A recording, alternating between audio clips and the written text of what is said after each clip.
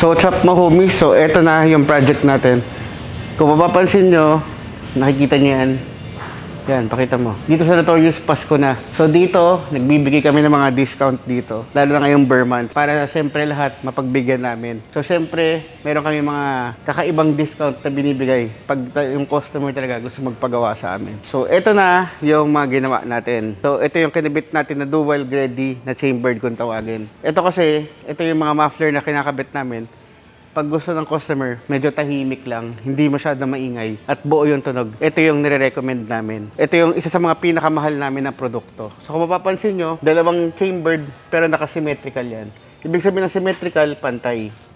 So yan, 304 stainless yan. Hindi yan yung kagaya ng mga ginagawa ng ibang shop na sinasabi nila 304, pero hindi naman pa talaga 304. Paano nyo malalaman kung 304 siya? Makikita nyo naman eh. Sa kapal nung stainless, tapos unang-una, mas makintab to kumpara sa 202, tapos syempre, mas mabigat to. So ayan. Saka yung ganyan, hindi makukuha ng welding yan sa 202. Makikita nyo sabog-sabog yung welding nila. Kasi hindi nga talaga sila 304. Pag 304, yan, makikita nyo yung welding. Nagiginto, tapos nagkakaroon siya ng parang fish scale kung tawagin. So ito yung gawa namin.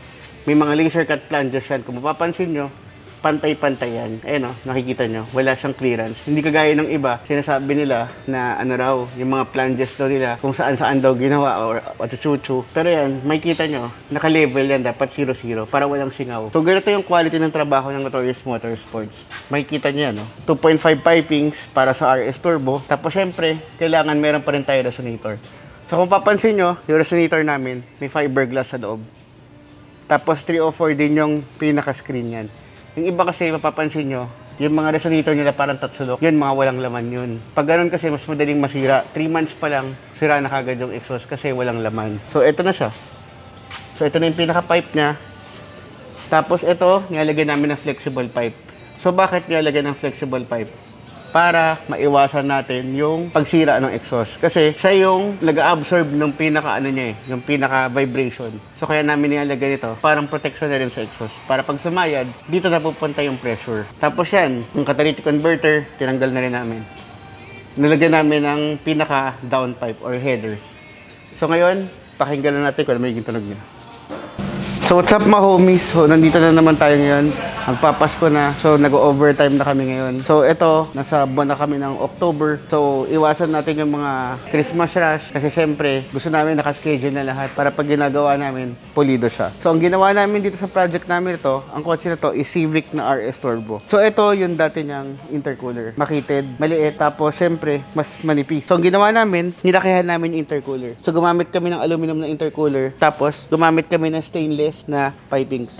So kung makikita nyo, ito gumamit kami ng coupler dito tsaka ng mga T-bolt para maiwasan natin yung boost leak o yung tinatawag na singaw. So ito na. So ginawa natin yung mga rubber doon. Yan. Ito kasi mga hose na to, napuputol kasi yan. Puputok pag nag-expand. So ginawa natin, pinalitan natin siya ng stainless para mas matibay siya. So syempre, mas matibay siya, mas durable, saka syempre yung viscosity, hindi na siya sumisikip. So lagi naka-steady na yung pinaka-stainless niya. So nakaka-contribute siya ng 10 to 15 horsepower. Saka syempre, yung hangin na pumapasok dito sa front mount intercooler, mas marami yung volume kumpara dito sa maliit na ito. So ito yung mga nagiging problema ng mga RS Turbo. Kaya ginagawa namin ng aftermarket na intercooler. So nilagyan namin siya ng front mount intercooler. So at the same time, nilagyan na rin namin siya ng air intake. So itong air intake na to, nilagyan natin ng Datatech. So Datatech yung gamit namin para medyo mas maingay yung pasok ng hangin. Kasi ito mga produkto na galing Thailand. Tapos ito yung pinaka custom made namin na short ram intake. So ito yung map sensor, nakakabit pa rin. Kung mapapansin nyo, diretso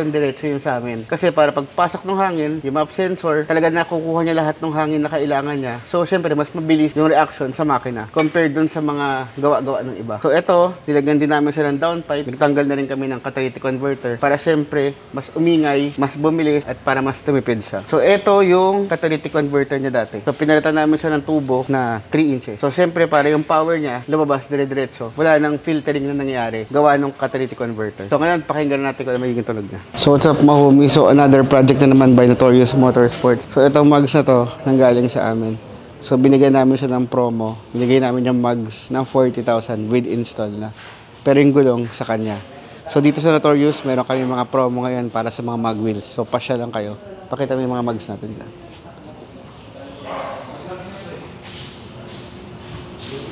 Yan.